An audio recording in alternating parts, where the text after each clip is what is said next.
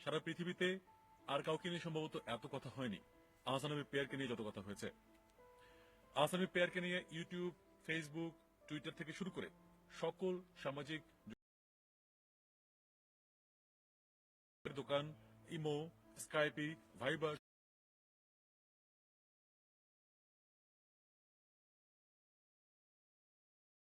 গেছে। মানুষজন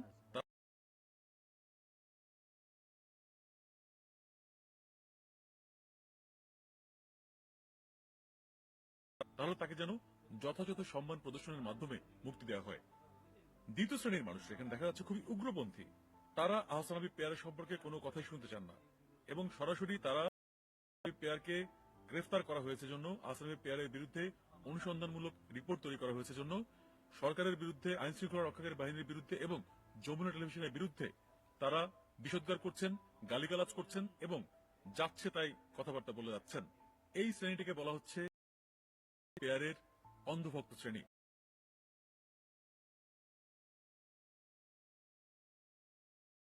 অপেক্ষায় ছিলেন কবে আহসান হাবীব পেয়ার একটু গর্তে পড়ে, তখন যাতে তাকে উপর্যুপরি তাকে অপমানটা করা যায় সেই সুযোগ নিয়ে যারা দীর্ঘদিন ধরে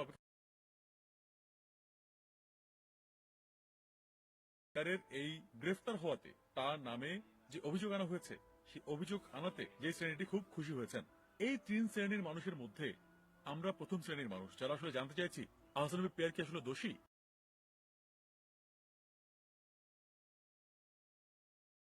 সেখানে যখন বাংলাদেশ সরকার আইন শৃঙ্খলা রক্ষা কোন ধরনের পদক্ষেপ গ্রহণ তার আওতায় সেই ব্যক্তিটিকে বা সেই প্রতিষ্ঠান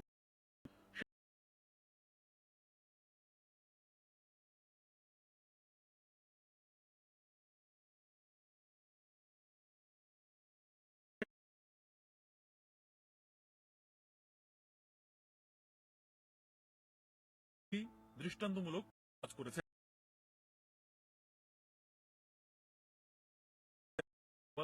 বিশ্লেষণ প্রচার করেছি, যেগুলো আমাদের কাছে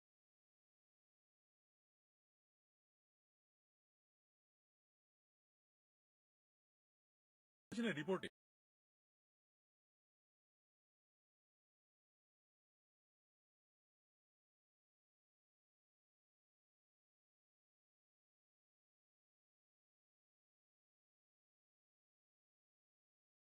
বাকিটা তিনি আত্মসাৎ করেন। এটা হচ্ছে প্রথম প্রেক্ষিতে বিডি আপডেটের পক্ষ থেকে আমাদের কিছু জানার আছে। এনজিও, আইএনজিও কাজ করেন যারা আসলে বাইরের থেকে বাংলাদেশের জনগণের উন্নয়নের নামে অনেক কোটি কোটি টাকা নিয়ে আসেন তারা, এবং তার খুব অংশই আসলে জনগণের উন্নয়নের জন্য এই ধরনের বিচারের আওতায় আনতে। অথচ আহসান হাবীব পেয়ারকে আমরা দেখেছি যমুনা টেলিভিশনের রিপোর্টে দেখানো হয়েছে যে তিনি প্রায় 50,000 দিয়েছেন। শুধু 50,000 টাকাই নয়, আরো প্রায় 10,000 টাকা মুক্তমণি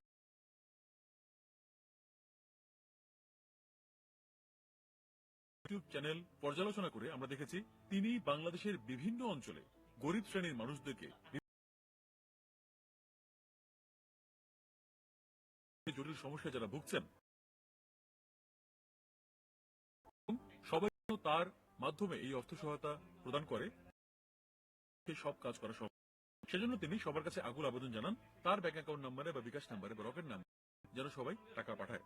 এখানে তিনি সবাইকে উপকারের মাধ্যমে যদি কিছু টাকা নেন এবং তার অ্যাকাউন্টে যদি ধরা যাক তার অ্যাকাউন্টে সত্যি সত্যি 20 বা 30 বা 50 টাকা আছে, সত্যি সত্যি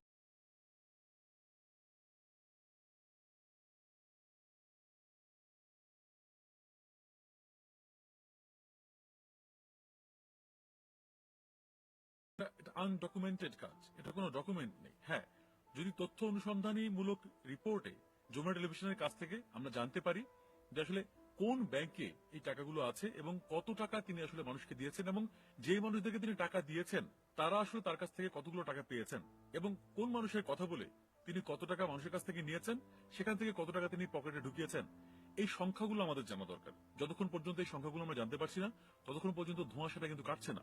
টাকা খুব ভালো একটা জিনিস, টাকা খুব খারাপ একটা জিনিস, আমরা সবাই জানি। বাংলাদেশের প্রবাসী ভাই বোনরা যারা বাইরে থাকেন তাদের কাছ থেকে অনেক মোটা অঙ্কের টাকা আহসান হাবীব পেয়ারের কাছে যে টাকাটা আসে, সেই টাকাটা কত অংশ মানুষের ভালোর জন্য, মানুষের উন্নয়নের জন্য আহসান হাবীব পেয়ার খরচ করছেন সেটা আমরা জানতে চাই। আমাদের বিশ্বাস যমুনা টেলিভিশন এবং আইন শৃঙ্খলা রক্ষাকারী বাহিনী সেই বিষয়ে আমাদের জানাবেন।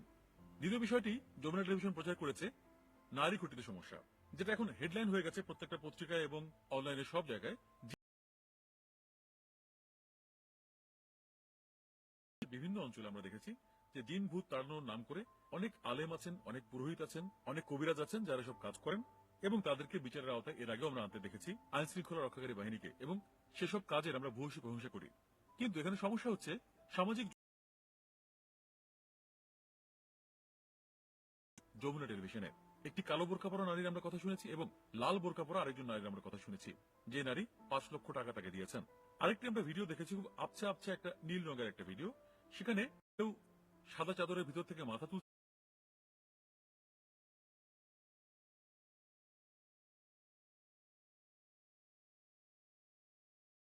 ভাবে নয়, স্বচ্ছভাবে জানার জন্য যে আহসানবে পেয়ারের বিরুদ্ধে যে কথা বলছেন এই নারীরা আসলে কারা, তাদেরকে কি টাকা পয়সা দিয়ে কেউ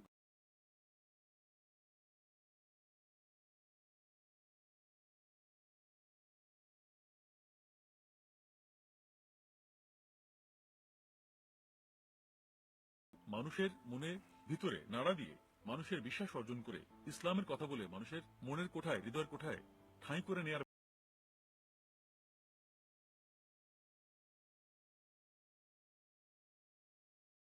বের করার পাশাপাশি আমরা এটাও জানতে চাই যে আসলে তার অভিযোগগুলো কতটুকু যুক্তিযুক্ত।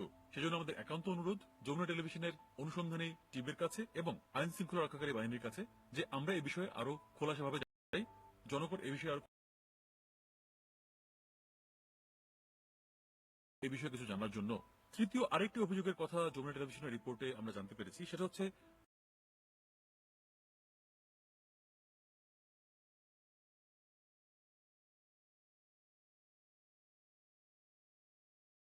দুদিন আগে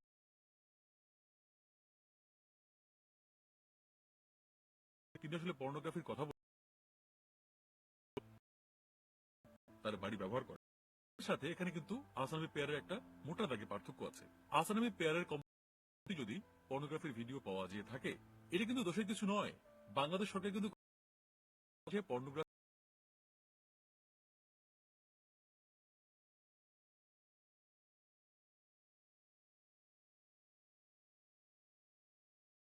পাওয়া যাবেই। বাংলাদেশ সরকার যদি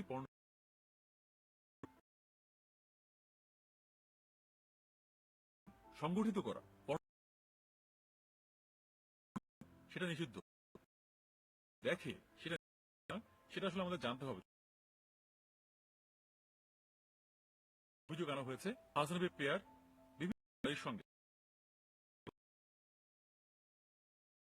সেই ভিডিওগুলো দিয়ে তিনি নারীদের কাছ থেকে অনেক টাকা নিয়েছেন।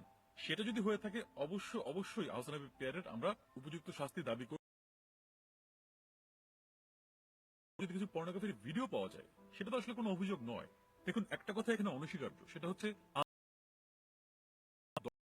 শ্রোতা শ্রেণী এবং ভালোবাসার ভক্তকুল রয়েছেন যারা আহসান করেন, আহসানবী পেয়ারের কাজগুলোর প্রশংসা করে আসছেন দীর্ঘদিন ধরে, এবং মাত্র 2 বছরের মধ্যে করে নিয়েছেন